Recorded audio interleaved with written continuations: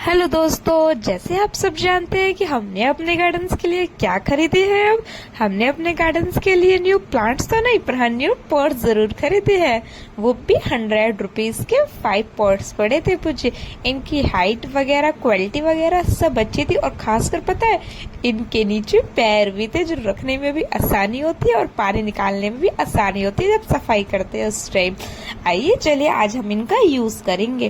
काफी दिन हो गए थे इनको रखे पर आज हम इनका यूज करने जा रहे हैं। तो चलिए आइए आज हम इसमें यूज करते हैं और देखते हैं कि आज इसमें कौन सा न्यू प्लांट्स लगेगा।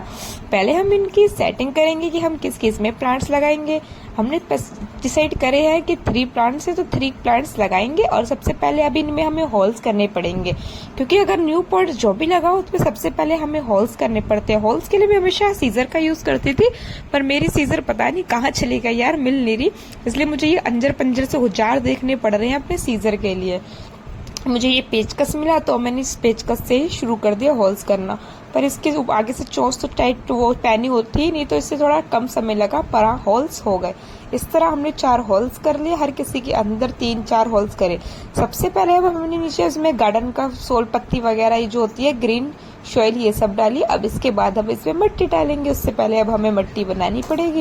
ये हमें पता है कहाँ से लाई थी, जहाँ से हम मांद लेकर आए थे ना अपने पौधों के लिए, वहां से लेकर आई थी घास तोड़कर। मेरे पास पत्तियां वगैरह तो थी नहीं तो मैंने कहा कोई नहीं हम इसी का यूज कर लेंगे। इसलिए मैं आ गई और फटाफट से लेकर आई। मैंने कहा यार ये तो काम आएंगे। अब गमलों में सबसे अच्छा होता है नीचे पत्ती डालने से फायदे होते हैं कि बाद में ये जाकर डीक पंजोड़ होकर ये अपने आप को ही। सॉरी दोस्तों मेरा गला थोड़ी खराब है इसलिए थोड़ी आवाज अटपटिंग आ रही है। सबसे अच्छी होती है कि अगर हम ये डालते हैं तो सबसे अच्छी होती है ये हमारे बाद में खाद का रूप अपने आप ले लेती है। आइए हम मिक्सचर बनाते हैं। इसके लिए मैंने कोकोपीट ली, थोड़ी मिट्टी ली और क्या कहते हैं उसको गोबर की खाद और ये जो रेत होता है हमने वो लिया। इन चारों पांचों को हमने मिलाकर अच्छा सा मिक्सचर बनाया। आप देखिए बिल्कुल अलग अलग हो चुकी है इनकी रेशाएं धाराएं सब। आइए अब हम अपने पॉट्स को भरते हैं। पॉट्स भरने के बाद हम देखते हैं इसमें क्या किया जाएगा। हमने इस तरह तीनों पॉट्स भर चुके हैं। अब चलिए इसको अपने ठिकाने लेकर चलते हैं जहाँ पर हमारे गमला रखा है, जहाँ पे हमें पौधा रखा हुआ है वहां पे हम इनको ले जा रहे हैं एक एक करके। आइए चलिए सबसे पहले इसे बीच में होल्स लगा लेते हैं। वो आपको साइड में दिख रहा है, क्या था पहचानिए जरा कौन सा वाला पौधा कहाँ से लेकर आए थे हम वो वाला प्लांट्स।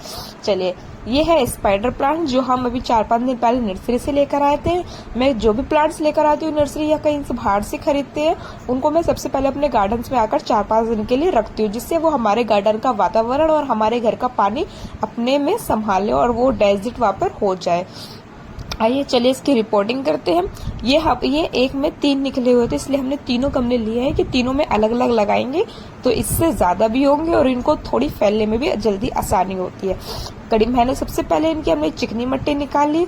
अलग अलग भी नहीं करनी पर हाँ चिकनी मिट्टी तो हमेशा आप इनकी निकाल दीजिए क्योंकि ये चिकनी मिट्टी होती है और इसमें केमिकल्स वगैरह बहुत मिले हुए होते हैं। देखिए पत्ती पर पन्नी भी थी इसके अंदर इसलिए हमने इन सबको पहले निकाल लिया। इसके बाद हम अब इन तीनों को अलग अलग करने की कोशिश करेंगे पर इनकी बहुत टाइट जड़ें हो गई थी जिससे अलग अलग नहीं निकल रहे थे। मैं तो सोच रही थी कहीं टूट न जाए, कहीं 3 के चक्कर में मुझे एक भी न मिले पर ऐसा नहीं था। तीनों हमारे इजिली निकल गए। बीच वाले में जो थी आप देखिए उसमें रूट्स ज्यादा है और साइडों वाले में 1-2 रूट्स उनमें सब में आई है। ये तो अच्छी बात है कि सब में आई है। इसी तरह अब हम इन सब में लगा देंगे। कैसे लगे आपको हमारे एक प्लांट से 3 प्लांट्स बनाए हमने।